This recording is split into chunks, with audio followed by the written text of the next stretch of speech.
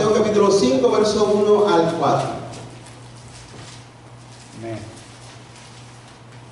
¿Lo tienen conmigo? Amén. Dice: viendo la multitud, subió al monte y sentándose, vinieron a él sus discípulos, y abriendo su boca les enseñaba diciendo: bienaventurados los pobres en espíritu, porque de ellos, ¿qué es, hermanos? El reino de los cielos. Amén. Bienaventurados los que lloran, porque ellos recibirán consolación. Amén. Amén. Gloria al Señor. Dice que vamos a estudiar, vamos a estar mirando, vamos a estar enseñando acerca de esta serie de las bienaventuranzas, y que el Señor nos ayude y nos dé fuerza y entendimiento a través de ella. Y en esta mañana, el primer tema de esta serie, hermano, es bienaventurados los pobres y los que lloran. Amén. Amén. Vamos a orar. Padre, gracias, Señor, porque nos permite, Señor, estar aquí reunidos. Te pedimos, ayúdanos, danos fuerza, danos ánimo, Señor.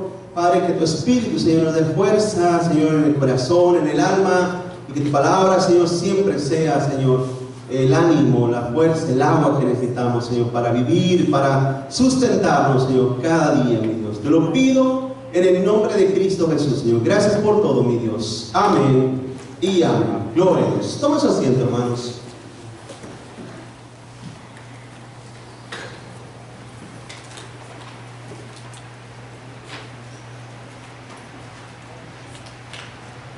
Gloria a Dios. Entonces, mirando, ¿verdad?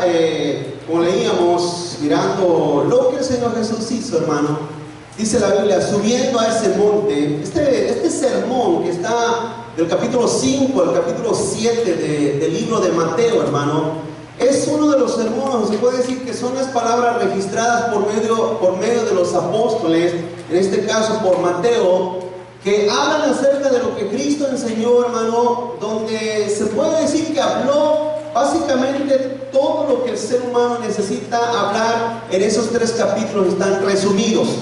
Lógicamente, el Sermón del Monte es por muchos caracterizado como el mensaje predicado por Cristo, hermano, de las palabras más hermosas y más profundas que puede haber en toda la Escritura, ¿verdad? Mucho más allá de todo lo que nosotros podemos entender y a veces asimilar. Y vamos en esta mañana, hermano, como decía, a ver qué es lo que Cristo nos enseñó y nos dejó ver, ¿verdad? De estas bendiciones de su palabra para nuestra vida y nuestra alma, ¿verdad? De cómo nosotros podemos ser bendecidos por esas palabras, cómo las recibimos cuando vienen a nuestro ser, cuando vienen a nuestra alma, cuando vienen a nuestro corazón, y nosotros dejamos, en otras palabras, ¿verdad? Por medio de la vida espiritual, disfrutamos de esas palabras a nuestro corazón, hermano. Pueden llenarnos, pueden traernos satisfacción espirituales muy profundas.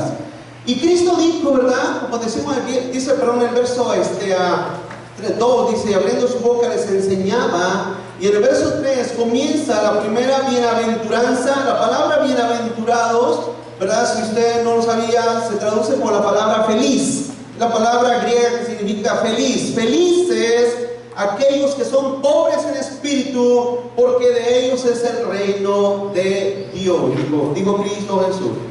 ¿Qué es ser pobre en espíritu, hermano? Vamos a ver esta primera y vamos a ver la segunda, si Dios nos da vida, la tercera y la cuarta la próxima semana, pero en esta mañana vamos a ver 2. Bienaventurados los pobres y bienaventurados los que lloran. ¿Qué significa, hermano, verdad, ser pobres en espíritu? Y a veces es importante que nosotros entendamos y asimilemos, ¿verdad?, qué es lo que realmente significa las palabras originales para nuestra vida, ¿verdad? Fíjense, en Mateo 4:4 dijo el Señor Jesús, ¿verdad? Dijo no solamente de pan vive el hombre, sino que de toda palabra que sale de la boca de Dios. ¿Cuántos aquí creen, a través de lo que hemos estado estudiando y mirando y estudiando, hermano? ¿Cuántos aquí han logrado entender que la Biblia es la palabra de Dios? Es la voz de Dios escrita. Y nosotros tenemos que tenerla en ese altísimo concepto. Si nosotros disminuimos la palabra de Dios y la tenemos por un libro más, por un adorno que tenemos que traer como cristianos y X cosa, hermano, va a ser muy difícil que nuestra vida cambie, va a ser muy difícil que nuestra vida sea transformada. ¿Por qué? Bueno, simple y sencillamente porque no tenemos en el concepto debido la palabra de Dios. Y Jesús dijo, hermano, que no solamente de pan vive el hombre. ¿De qué vive? De la palabra que sale de la boca de Dios. Amén. Y Dios nos habla. De que usted quizás no quiera oír o tenga un corazón aún incrédulo, es un problema diferente. Pero Dios sigue hablando a nuestra vida y a nuestra persona. Dijo él, bienaventurados los pobres en espíritu, porque de ellos es el reino de Dios. ¿Qué es la pobreza espiritual? Bueno, pongan atención, porque en otras ocasiones yo les he hablado de personas que son pobres espirituales, porque sus frutos demuestran una pobreza espiritual por la falta de búsqueda de Dios, por la falta de consagración a Dios. Pero cuando Cristo dijo los pobres en espíritu, Él estaba hablando lo contrario a esa disposición altiva, engreída y autosuficiente que el mundo tanto admira y alaba, hermanos. Por ejemplo, un ejemplo clarito que estamos viviendo en el tiempo presente es acerca de los dos candidatos presidenciales, hermano. Una mujer en la cual yo personalmente, nada tiene que ver usted, pero yo personalmente jamás votaría por una mujer, no porque es mujer, por sus ideas y por sus conceptos y por sus ideales espirituales y antagónicos hacia Dios que tiene, en primer lugar. Y además porque no creo que una mujer deba de liderar a la nación, eso es antibíblico. Y en segundo lugar vemos a un hombre, hermano, un déspota, orgulloso, un hombre altivo, que menosprecia al que no tiene y menosprecia en cierta manera a todos los inmigrantes, hermano. Entonces vemos, pero déjeme decirle a lo que iba. Usted se fija cómo la mitad de la nación tienen una misma ideología que él. ¿Qué nos quiere decir eso? Nos quiere decir que mucha gente, hermano, mucha gente, no solamente en este país, en todo el mundo, tiene un espíritu altivo, orgulloso, hermano, y autosuficiente. Y eso es lo contrario que Jesús dijo. Jesús dijo, bienaventurados los pobres en espíritu. Porque el pobre, hermano, el pobre es la antítesis del orgullo y así debería de ser. Ahora, vuelvo a decir, no se confunda, porque no estoy hablando de los pobres que viven allá en las colinas de Tijuana o en los pobres, no estoy hablando de ellos, no estoy hablando de ellos. Esa es otra pobreza, esa es otra clase de pobreza. Usted se va a los lugares marginados y ve gente que viven en casas de cartón, esa es otra pobreza. No está hablando Cristo de esa pobreza, no se confunda, vuelvo a decir. No nos confundamos, porque muchas veces nuestras palabras, especialmente el español, cuando oímos de un pobre, nos referimos a una persona que anda descalzo y que no tiene que comer. Entonces, pobrecito. No. La Biblia nos enseña que la pobreza es otro concepto y se refiere, hermano, a la necesidad. En este caso se refiere a reconocer nuestra necesidad profunda de Dios. Miren, por ejemplo, dijo Jesús en otra ocasión, hermano, que es muy difícil, y recuérdense, es muy difícil que los ricos entraran al reino de los cielos, ¿se recuerdan? ¿Por qué? ¿Por qué es difícil para un rico entrar al reino de los cielos? ¿Saben por qué? Porque cree que no necesita a Dios, porque cree que no necesita nada, porque todo lo tiene, ¿sí o no, hermanos? ¿No están aquí? Todo lo tiene, y como todo lo tiene, pues ¿para qué orar? En cierta manera, en cierto aspecto, ¿acaso no el pobre cristiano no es el que más ora? Señor, no me dejes, no me sueltes, no me abandones, provee necesidades, ayúdame en esto, ayúdame en aquello, ayúdame a encontrar trabajo, ayúdame a sostener a mi familia. El pobre siempre está orando. El rico dice, gracias Señor por este alimento, yo quería un salmón, pero pues gracias por este filete de miñón que me estás trayendo, gracias. El rico tiene una mentalidad diferente. Cuando eso lo vemos en el aspecto espiritual, es exactamente lo mismo. La persona que piensa que no necesita de Dios ni a Dios, hermano, es la persona que menos consagra o que menos reconoce su necesidad. Es la persona que cree y piensa, hermano, que no necesita de nada ni de nadie. Por eso Jesús volvió a decir, Jesús dijo que los ricos era difícil que entrar, hermano, al reino de los cielos. ¿Por qué? Porque no nos motiva la humildad ni la sencillez, sino tienen todo lo contrario: orgullo, prepotencia, arrogancia. Santiago, por ejemplo, dijo, hermano, que los que aman este mundo se hacen enemigos de Dios. ¿Por qué? Bueno, porque el mundo tampoco produce humildad.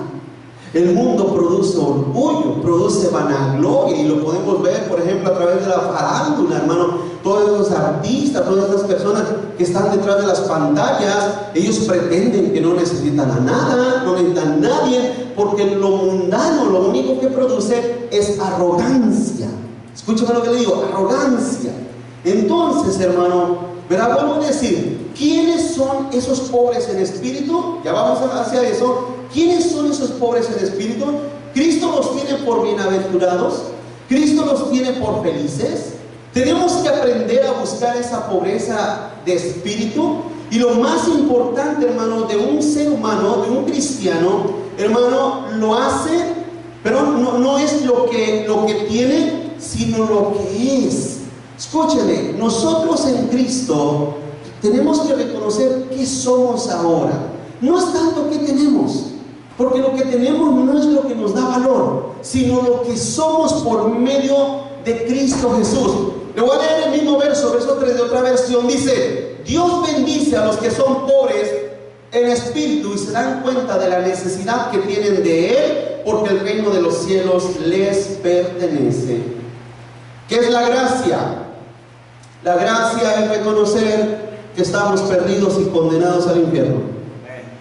Pero la gracia es reconocer que solamente podemos ser salvos por la obra y la gracia de Cristo Jesús, hermanos. En nosotros no hay nada que podamos añadirle, ponerle, dar para llegar a la vida eterna. Y la gracia es lo que nos hace reconocer nuestra pobreza, nuestra necesidad. Vuelvo a decir, a veces nos confundimos y dice, bueno, esa persona se ve bien. Pero vuelvo a decir, usted no sabe lo que su alma, su ser, su interior realmente es. Fíjense una frase muy conocida de Cristo en Juan 15:5. Fíjense lo que dijo Jesús en Juan 15:5. Dijo: yo soy la vid, vosotros los pámpanos. El que permanece en mí y yo en él, este lleva mucho fruto, porque separados de mí nada podéis. ¿Qué, hermanos? ¿Podemos hacer algo separados de Cristo? Cuando la Biblia dice que no podemos hacer nada, significa, porque incluso nuestra misma salud no depende de Dios. No, nuestra vida depende de Dios, hermano. ¿Hello? Entonces, ¿por quién respiramos? Por Dios. ¿O no? ¿Por quién tenemos todas las cosas? Por Dios. Esa es una premisa que hemos estado viendo y estudiando y mirando, hermano. Entonces, ¿se recuerda lo que dijo Faraón en aquella actitud altiva? ¿Quién es Jehová para que deje salir a Israel de aquí? Esa actitud altiva no lleva absolutamente a nada. Y aunque usted no lo cree, hermano, hay muchas personas cristianas o que van a las iglesias, hermano, que tienen una altivez en su vida que no pueden básicamente avanzar. No pueden avanzar, hermano, un avance espiritual. ¿Por qué? Porque piensan que nada necesitan. La pobreza espiritual, básicamente, hermano, es reconocer nuestra necesidad. Reconozco desde que me levanto hasta que me duermo, reconozco que necesito de mi Dios, necesito de su gracia, necesito de su bondad, necesito de su misericordia. Y, hermano, vuelvo a decir, Dios conoce el corazón, ¿o no? Dios conoce el corazón. Acuérdense, hermano, acuérdense siempre de eso.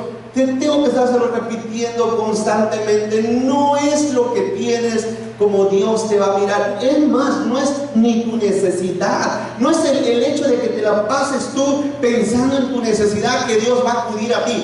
Dios conoce tu corazón, Dios conoce tus intenciones, Dios conoce el interior de tu vida y sabe Él cuando tú te acercas con un corazón contristado en tu ser, en tu interior, hermano. ¿Sí crees que Dios lo sabe? Dios lo sabe. Dios lo sabe y Dios lo conoce. Y cuando Dios mira que reconoces esa pobreza espiritual, como dice ahí mismo, hermano, fíjese la promesa que Dios da en el mismo verso 3, dice, bienaventurados los pobres en espíritu, porque de ellos es el reino, ¿de qué? Pregunto, iglesia, si no hay un reconocer de la pobreza espiritual, ¿podremos heredar el reino y la vida eterna? De ninguna manera. Entonces, escúchame, para terminar esta primera bienaventuranza, nosotros estamos aquí y nos congregamos en una iglesia donde se nos enseña el evangelio, la palabra de Dios, porque reconocemos constantemente nuestra necesidad de Dios.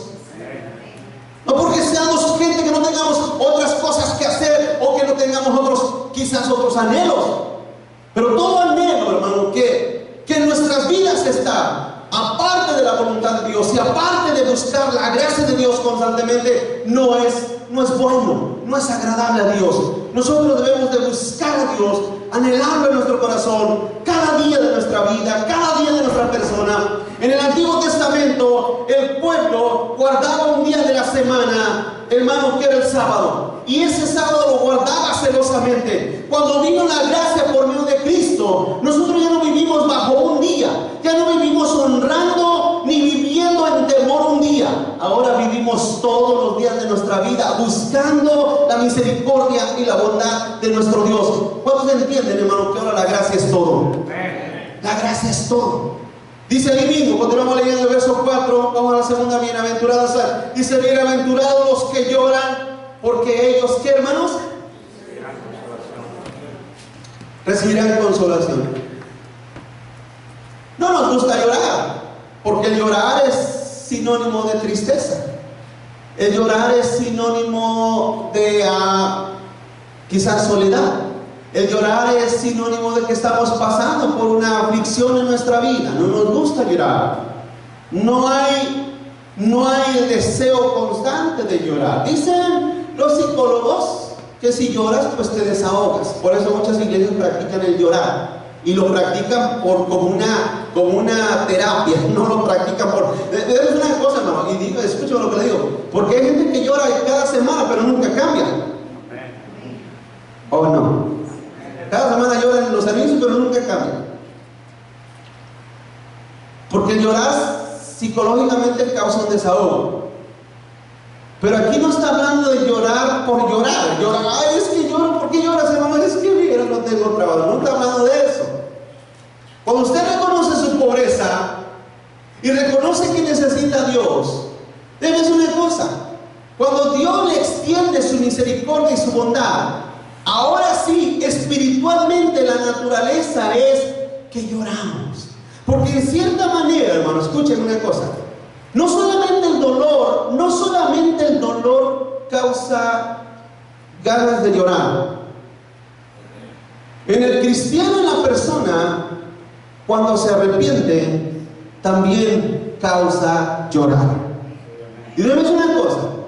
Si hay algo que Dios mira en el ser humano cuando es transformado, que sus lágrimas sean reales delante de Dios, que sus lágrimas sean genuinas delante de Dios. Vuelvo a decir, quizás usted pasa una aflicción y usted viene al templo en la adoración, usted está llorando, no hay ningún problema. El mensaje termina, el mensaje, hermanos, pasen, vamos a orar por usted llora, no hay ningún problema. Ese no es el punto es, hermano, que cuando nosotros lloramos ante Dios, siempre hay y debe de haber un cambio espiritual en nuestra vida. ¿Por qué? Porque en cierta manera dejamos nuestro pesar y nuestra carga en las manos de Dios. Pero si yo lloro cada semana y no cambio, no es una cosa, entonces es algo que no está de acuerdo a mí llorar. Entonces dijo el Señor Jesús, bienaventurados los que lloran, porque ellos reciben la consolación. Dichosos, felices, los que lloran por su arrepentimiento, los que lloran porque dejan atrás la carga de sus pecados, de sus maldades, y ahora lloran porque en Cristo recibimos la verdadera consolación a nuestra alma y a nuestra vida. Dice 2 Corintios 7:10, búsquelo por favor. Fíjese lo que dice, hermano. Fíjese la diferencia del llorar. 2 Corintios 7:10.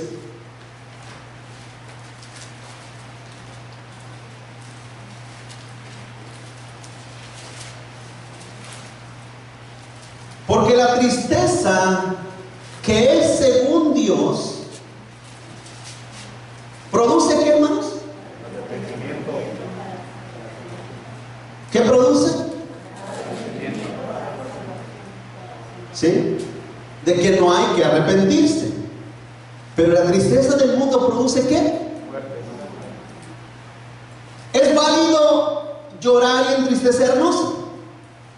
Sí, mientras sea para arrepentimiento y cambio de vida, hermanos. Pero nuestro llorar por llorar no es válido. Cuando ese llorar y ese lamentar, ¿quieren que le diga una cosa, hermano? Cuando una persona llora porque lo corrieron del trabajo, ese llorar no es válido. Cuando una persona llora porque fulano, algo pasó con fulano, mengano, eso no es válido. En otras palabras, es un dolor que no hace ningún cambio en la vida y en la persona. Y quizás usted preguntará, bueno, pastor, entonces nos tenemos que hacer personas duras y sin sentimientos. No estoy diciendo eso. Lo que estoy diciendo es que tenemos que entender, hermano, que si usted quiere que Dios le dé a su vida un verdadero y real cambio en su alma, tiene que ser un llorar de arrepentimiento. Vuelvo a decir, hermano, cuando una persona llora por X cosa que en este mundo se pierde o deja de estar, pero no llora por su situación espiritual delante de Dios, es ahí donde estoy diciendo, algo está muy mal con esa persona. Entonces, vuelvo a decir, es válido que lloremos por cosas que pasan. A veces, vuelvo a decir, ¿a quién no le dan ganas de llorar? Cuando vemos cargas, aflicciones, luchas en nuestra vida, ¿a quién no le dan ganas de llorar? Es un sentimiento natural en el ser humano. Pero cuando Cristo Jesús habla, bienaventurados los que lloran, no esté usted pensando que porque va a llorar, ya soy bienaventurado. No, el llorar tiene otro significado delante de Dios. Señor, lloro porque soy un vil pecador delante de ti. Lloro porque estoy perdido, porque me siento desolado en mi vida. Te pido me perdones. Vuelvo a decir, dice ahí, volvemos a leer en 2 Corintios 7:10, porque la tristeza que es según Dios. Ahora fíjese hermano, según Dios, ¿sabe por qué? ¿Usted sabe, hermano, que el arrepentimiento es Dios quien lo produce? Es Dios quien lo produce, no es el mismo ser humano. En otras palabras, usted no puede decir, por eso cuando hacemos o se hace el llamado, las personas hacen el llamado, ¿cuántos aquí quieren recibir a Jesús? Y entonces la persona piensa que Él puede producir ese arrepentimiento a la hora que sea. Es una cosa, y se los he dicho muchas veces como un ejemplo, hermano. ¿Cuánta gente no pasa frente a recibir a Jesús, pero nunca hay un cambio verdadero y real en su vida?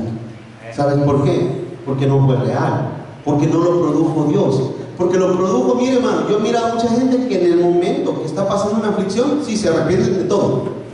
Es como, les he dicho, como el borracho, ¿verdad? ¿Qué hace el borracho cuando está súper crudo? Jura, recontrajura que ya no va a tomar, ¿sí o no, hermano? Pero llega otra vez el cheque el fin de semana y lo primero que hace es ir a comprar cerveza. ¿Por qué? Porque no es arrepentimiento, podemos llamarle remordimiento, podemos llamarle un sentimiento de culpabilidad, pero no es un arrepentimiento genuino. El arrepentimiento genuino produce un cambio real en la vida de aquel que Dios lo produce. Dice según Dios produce ese arrepentimiento para salvación. Entonces, el llanto delante de Dios, hermano, hace nuestro estado espiritual. Cuando una persona se arrepiente, ¿cuántos aquí se recuerdan cuando, porque la otra vez estaba pensando, meditando en esto, ¿cuántos aquí se recuerdan, hermano, cuando creyeron en Cristo por primera vez? Usted sabe que usted tiene que estar seguro, tiene que recordarse el momento que eso sucedió, porque fue el cambio de vida, hermanos. Hay gente, y esto se lo digo sin ningún temor a equivocarme, yo te aseguro que si nosotros vamos haciendo encuesta de persona por persona que está dentro de las iglesias y le decimos, dime la fecha o la hora o el año o dónde sucedió ese cambio, donde sentiste y experimentaste el cambio de tu alma, dejaste el peso de tu pecado, dejaste de sentirte perdido para ser aceptado por Dios. No estoy diciendo que tú des la fecha, oh sí, el 14 de junio no estoy diciendo eso, pero que tú lo tengas en tu mente. Quizás estabas en tu casa, quizás estabas en el trabajo, quizás estabas en tu habitación, quizás estabas con tu mamá, con alguien, quizás fuiste a una iglesia, pero en el momento en el cual dijiste, en este momento soy perdonado y soy aceptado como hijo de Dios. Yo te aseguro que si hacemos encuestas a los millones de personas que dicen que son cristianos, te aseguro que nunca sucedió eso. Nunca pasó eso. Te aseguro que la mayoría dirían, pues yo empecé a venir a la iglesia y me gustó y aquí estoy. Pero ¿y tu cambio de tu arrepentimiento? Pero en el momento en que tus cargas fueron dejadas, tu pecado fue puesto en Cristo y se te otorgó la gracia del nuevo nacimiento. ¿Cuándo pasó eso? Mucha gente que va a decir, ¿y eso tiene que pasar en mi vida? Debo una pregunta, hermano. ¿Sí o no eso es la experiencia del nuevo nacimiento? ¿Qué pasó con Pablo? ¿Usted cree que el momento que Pablo cayó del caballo y esa voz le habló, ¿usted cree que eso se le olvidó? Jamás. Si usted dice, yo empecé a venir a la iglesia y me gustó, porque miren qué bonito yo siento cuando vengo a la iglesia. Hay gente que dice, yo siento una paz cuando vengo a la iglesia. Está bien, pero el momento que tus pecados fueron perdonados, el momento que tus cargas y dejaste de ser un perdido para convertirte en un adoptado por Dios, ¿cuándo sucedió? ¿Cuándo pasó eso? Te viene a la mente, te viene a tu corazón una fecha, un lugar, un punto medio, así como sucedió. ¿Cuántos saben aquí, entienden que Cristo es el centro de la historia? Hermanos, antes de Cristo y después de Cristo, tu nacimiento, el nuevo nacimiento de tu vida, de tu alma, donde dejaste la vida pasada, la vida antigua, donde dejaste el ser hijo pródigo, perdido, extraviado, para convertirte en hijo de Dios. Y repentinamente, instantáneamente, empezaste a sentir aversión, en otra palabra, rechazo hacia lo que antes amabas, hacia la vida vulgar, perdida, extraviada. En ese momento nació espiritualmente tu alma, tu ser, y dijiste, de aquí en adelante soy una persona nueva, soy un ser nuevo. Algo sucedió en mi vida, en mi espíritu. ¿Tienes eso en mente? ¿O nunca ha pasado? Si nunca ha pasado, te voy a decir la verdad, es que nunca has nacido de nuevo. Usted dirá, pero es que, pastor, ¿cuándo entonces sucede eso? Te voy a decir una cosa, iglesia. Ese es el peligro de la iglesia del siglo XXI. Es precisamente la desgracia de la iglesia del siglo XXI. La gente se añade a la iglesia sin nacer de nuevo. Se añaden a las iglesias sin tener un nuevo nacimiento, sin ser realmente convertidos, sin ser realmente nacidos de nuevo. Hermano, por eso la Biblia, ¿sabe cómo le llama la Biblia a esas personas? Cometas, planetas extraviados, así les llama. ¿Sabe, hermano? ¿Usted ha visto alguna vez un meteorito que cruza el cielo? A ver, hermano, porque me miran como, ¿what? Un meteorito, un cometa, chum, el aire, una lucecita. ¿Cómo han visto eso? ¿Lo han visto? Usted sabe que las personas que pasan solamente hay un rasgo de luz, pero usted ha visto que después se pierde para siempre. En otras palabras, hay un rasgo de luz, pero finalmente se pierde para nunca jamás volver a brillar. Así le llaman la Biblia a aquellas personas que solamente atraviesan. Debe ser una cosa, hermano. Esa es la diferencia del llorar. El llorar por nuestra maldad, por lo que somos delante de Dios, y entonces nacemos de nuevo y nos convertimos. ¿Se recuerda lo que dice la Biblia? Si alguno está en Cristo, ¿qué es? Nueva criatura. Ahí, ese pasaje es perfecto. Las cosas viejas, ¿dónde quedan? Atrás. Y de aquí en adelante todas empiezan a ser hechas nuevas. Qué hermoso. Lucas 18:9. Ahora su Biblia, Lucas 18, verso 9.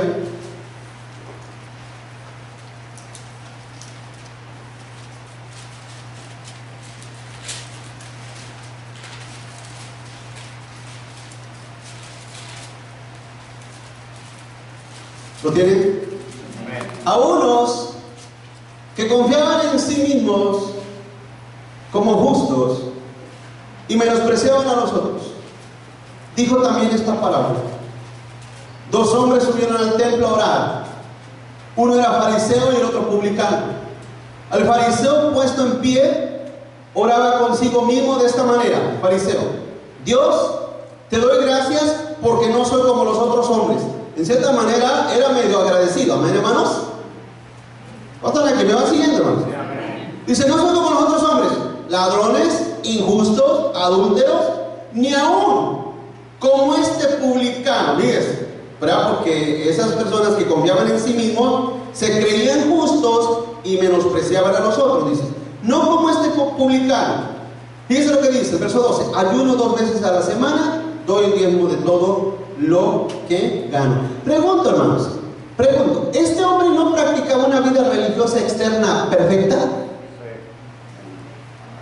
Hermanos, ¿perfecta? ¿Cuántas iglesias hoy en día? Es una cosa, si usted encuentra cristianos hoy en día que ayunen, que no falten a la iglesia y que diezmen fielmente, son tenidos, pregunto, ¿sí o no son tenidos como reales cristianos? No, ese hermano, olvídate, es un hermano, una hermana consagrada, ayuna 2 veces a la semana, nunca falta su diezmo, nunca falta la iglesia, ¿no? Son hermanos bien consagradotes, ¿no? Pero ¿cuántos aquí entienden, y vuelvo a repetir, cuántos aquí entienden que Dios conoce el corazón? Dice, continuamos leyendo, dice el verso 13: mas el publicano, estando lejos, no quería aún alzar los ojos al cielo, sino que se golpeaba el pecho diciendo: Dios, sé propicio a mí, que soy pecador. Fíjese, ¿qué es lo que Cristo dijo? Os digo que este descendió a su casa justificado antes que el otro, o sea, el fariseo, porque cualquiera que se enaltece será humillado, y el que se humilla será, ¿qué, hermanos? Enaltecido. Hermanos, la pobreza espiritual nos lleva a llorar genuinamente delante de Dios. Llorar delante de Dios no significa llorar en público. ¿Cuántos aquí entienden, hermanos, que todo lo que nosotros hacemos con Dios, todo eso se lleva realmente en privado? Hermanos, en privado delante de Dios. Jesús dijo: cuando ves a tu padre, no lo hagas en público como lo hacen los fariseos, que tocan trompeta, que tocan la trompeta cuando diezman, cuando oran, cuando hacen largas oraciones. No seas como ellos. Tú ora a tu Padre en privado. Por lo que está diciendo Cristo es que nos veamos en nuestro interior espiritual, cómo somos delante de Dios. Por eso le vuelvo a decir, hermano, las apariencias externas de nada sirven. Yo promoverles que lloren, que pasen aquí, hermano, aquí los quiero ver a todos llorando, como dicen algunos, gimiendo delante de Dios. Eso, si no se hace en una realidad, no sirve de nada. Yo pongo mucha atención en las oraciones que hace la gente. Pongo mucha atención en las oraciones que hace la gente. Puede uno identificar cuando la gente ora genuinamente, cuando ora realmente desde su corazón. Yo he oído personas que dicen: oh, Padre, usted habla de Dios como si se tratara de una persona a la cual le dan un respeto fingido con sus palabras. Usted, Dios, usted que habita en los cielos, usted que está allá arriba y nosotros acá. No es una cosa. Es bueno reconocer que Dios está en el cielo y nosotros en la tierra. Pero si eso no nace de un corazón, tú vas a ser como el fariseo que solamente te justifica y te crees justo delante de los hombres, y vas a irte a tu casa y no va a haber cambio porque te crees justificado por tus propias palabras. Hermanos, yo deseo que cada uno de nosotros seamos mejores cristianos cada día. Es mi deseo como pastor. Es mi deseo y mi anhelo que cada uno de nosotros mejoremos en nuestra vida espiritual cada día. Hay personas que me han cuestionado, y no personas que tienen las mismas doctrinas que nosotros, no, personas que tienen otra doctrina, otras enseñanzas, y me han cuestionado y dicen, pastor, ¿y por qué usted no hace vigilias? ¿Y por qué no hace servicios de oración? ¿Y por qué no nos metemos en ayuno y oración a la iglesia? Hay personas que me han cuestionado. No es una cosa, hermanos, no es una cosa. Si usted no tiene el hábito de orar, usted personalmente no lo va a hacer de ninguna manera. ¿Quiere que le diga una cosa? Escúchame lo que le voy a decir. De los 4 o 5 servicios que una iglesia pueda tener, ¿cuál es el servicio que menos asiste la gente? Díganlo.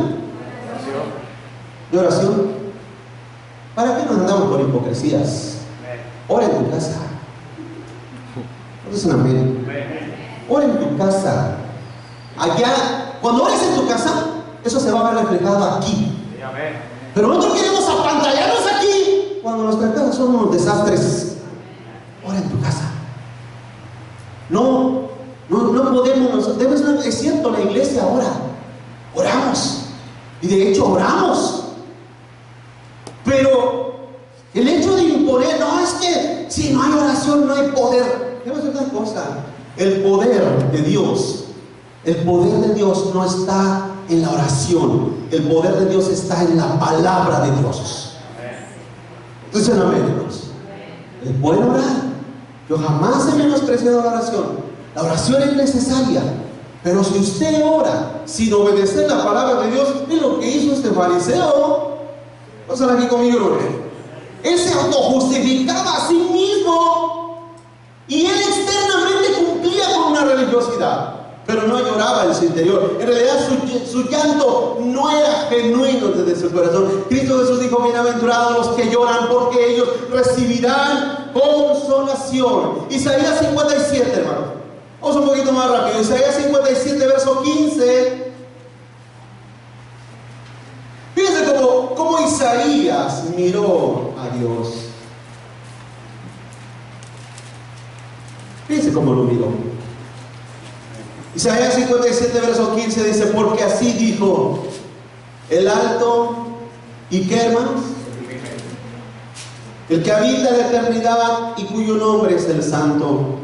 Yo habito en la altura y en la santidad, y con el quebrantado y humilde de espíritu, para hacer vivir el espíritu de los humildes y para vivificar el corazón de los quebrantados.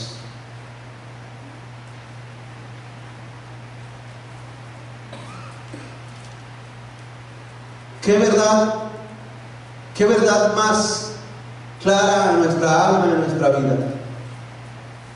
¿Qué verdad más clara a nuestra alma y a nuestra vida, hermanos? El Dios, como dice aquí la Biblia, el alto y el sublime, ¿con quién habita? ¿Con quién está?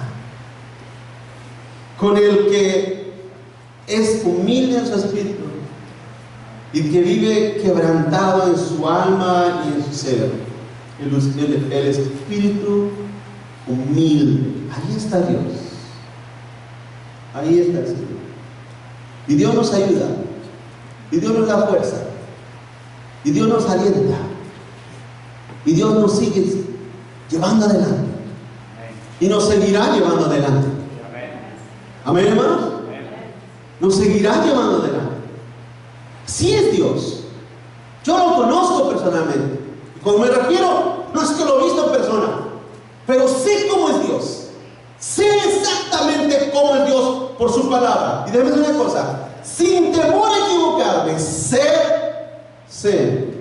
que Dios habita en tu alma y en tu corazón cuando tú reconoces que eres pobre y que lo necesitas, y cuando tu quebrantamiento y tu lloro es un gemir genuino por tu maldad, por tu pecado, por todas las cosas y decadencias que en nuestras vidas hay.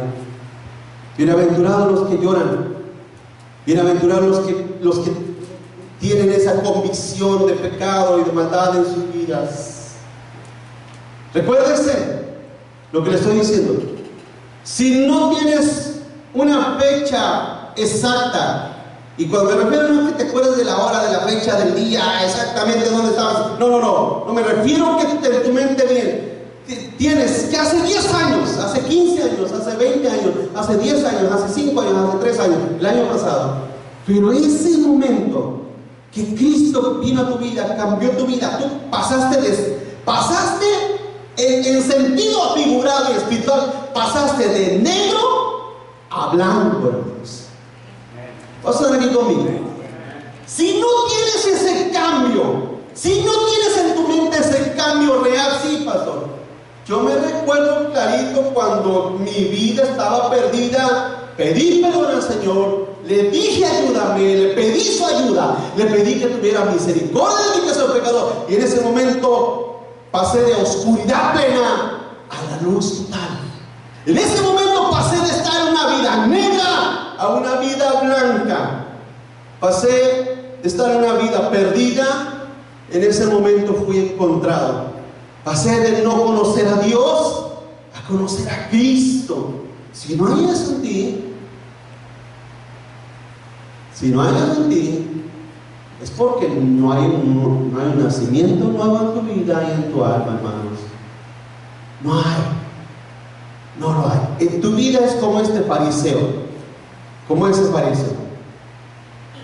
Te sientes justo a ti mismo, te sientes justificado, te sientes que no tienes necesidad de nada, que no hay necesidad en tu vida, no hay una necesidad real en tu persona, y religiosamente cumples, no faltas a la iglesia, no faltan tus diezmos, no falta tu compartir con la gente dentro de la iglesia, pero hasta ahí no hay un empuje más allá en tu vida y en tu ser. Hermanos, vuelvo a decirles, busquemos a Dios mientras lo encontramos.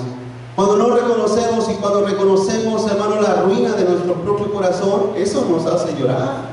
Romanos 7:22, fíjense lo que dice la Biblia. Romanos 7:22 dice, fíjense lo que el apóstol Pablo, hermano, dice, porque según el hombre interior me deleito en la ley de Dios, pero veo otra ley en mis miembros que se revela contra la ley de mi mente, que me lleva cautivo a la ley del pecado que está en mis miembros. Dice Pablo, miserable de mí, ¿quién me librará de este cuerpo de muerte? El apóstol Pablo reconocía, hermano, que en su vida había una ruina natural por el pecado mismo.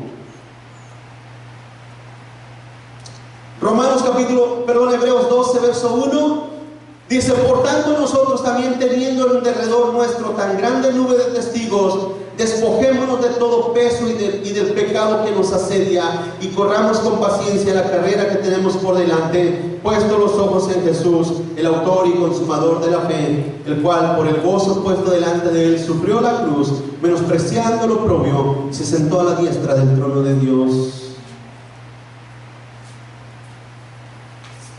Hay pecado que nos asedia, ¿verdad, hermano? Somos nacidos de nuevo, hemos pasado de la oscuridad a la luz, hemos pasado de la muerte a la vida, hemos pasado, hermano, de lo negro a lo blanco, pero aún así, en otras palabras, aún así pasamos con esa naturaleza caída en nosotros. Es como cuando emigramos de México, no sé, del sur, emigramos acá, hermano. Por ejemplo, nosotros los mexicanos pasamos de allá para acá. Pregunto, ¿se nos quita los mexicanos? Hermanos, no se nos quita. Y venimos para acá y todavía buscamos los tacos, ¿no? Y no dejamos los frijoles, y no dejamos las tortillas, y no dejamos la salsa, y no dejamos la música y las costumbres y las culturas. ¿Sí me explico? Pero estamos acá en otro país. Cuando nosotros pasamos de muerte a vida, hermano, en cierta manera seguimos siendo la misma persona caída, pero ahora con vida eterna. Seguimos siendo la misma persona, pero ahora luchamos en contra de esa naturaleza que nos quiere arrastrar hacia la vida anterior, hermanos. Ahora buscamos y luchamos contra la corriente de este mundo. Es lo que dice aquí el libro de Hebreos 12:1. Por tanto, dice, vuelvo a leerlo, vamos a leerlo una vez más. Por tanto, nosotros teniendo también, dice, en derredor, o sea, dice, despojémonos de todo peso y del pecado que nos asedia y corramos con, dígalo conmigo, paciencia, la carrera que tenemos por delante. Corramos con paciencia, ¿sí? Corramos con paciencia, corramos, háblese de paciencia, corra, camine esa carrera. Usted ha sido perdonado, usted ha sido lavado, usted ha sido comprado por precio, usted ha sido redimido por el amor, la gracia de Dios. Ya tiene usted esa certeza en su vida. Usted no sabe quién más, pero usted mismo en su corazón, en su vida, usted dice, sí, pastor, yo tengo esa certeza cuando nací de nuevo, cuando mi vida cambió, cuando mi vida fue transformada. Yo tengo esa certeza de cuando fue. Ahora me armo de paciencia, me despojo del peso que está en mi vida. Tengo, porque vuelvo a decirle, hermano, en el camino se van cargando la mochila cada vez más, ¿no? Se va como queriendo cargar. ¿Qué hace usted? Quítese el peso, quíteselo, tiene que lograrlo, quitárselo de encima, despojar eso de su vida, de su persona, y emprender una vez más la carrera. Porque es una cosa, entre más peso llevamos, más difícil es caminar, ¿no, hermano? ¿Pueden ir conmigo? Más difícil es caminar, se dificulta más la vida. Entonces, ¿qué tenemos que hacer? Tenemos que tener las sabidurías.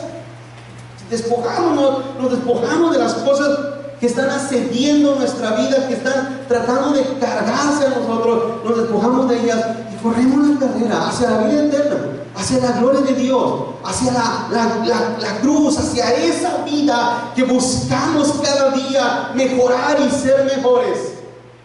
Entonces ponemos nuestros ojos, levantamos nuestros ojos, porque otra de las características que causa el peso del pecado es que nos hace perder nuestra vista de quién verdaderamente debemos de empezar a ver. ¿Me explico, iglesia? Entonces empezamos a ver y poner nuestros ojos en las cosas, en las circunstancias, en la gente, en las personas que nos rodean, o en las circunstancias que nos rodean. Empezamos a poner nuestra mirada ahí, y eso nos distrae. ¿Cuántos aquí saben, hermanos, que está prohibido hablar por teléfono o textear cuando va manejando? ¿Saben por qué? ¿Por qué?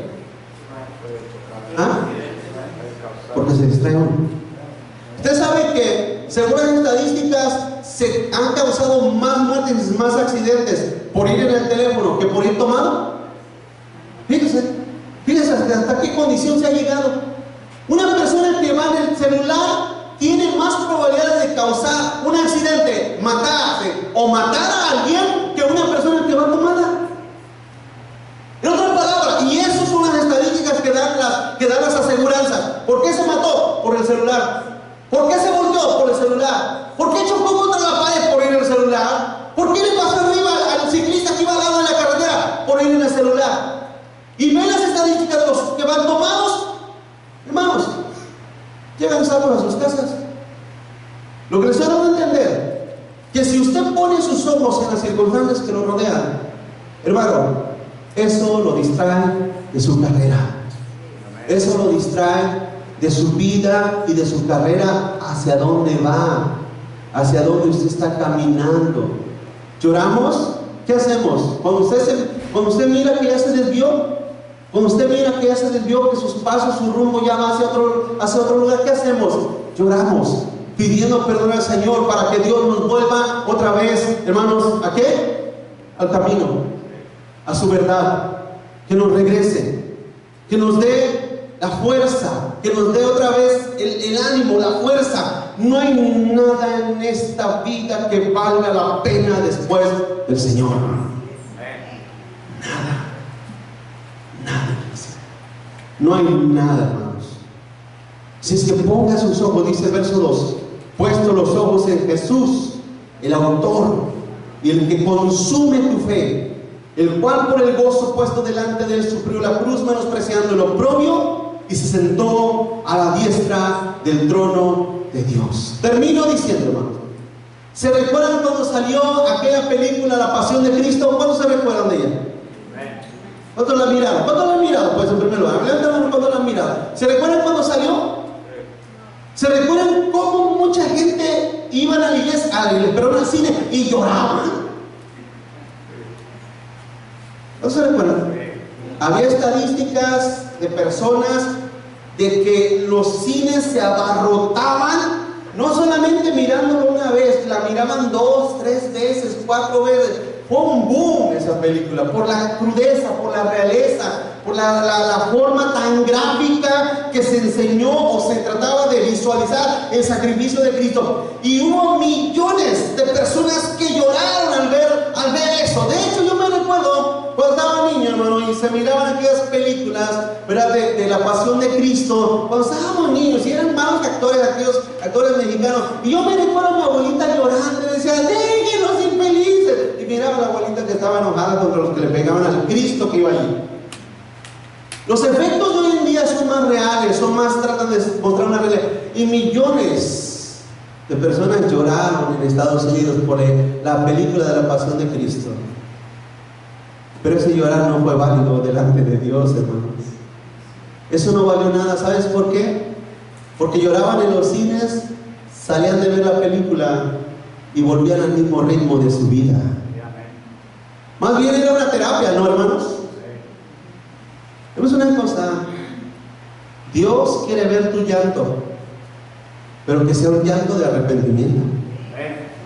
Un llanto real y genuino, de un arrepentimiento real, de un cambio de vida, un cambio real de corazón, un cambio real de todas las intenciones de tu ser y de tu persona.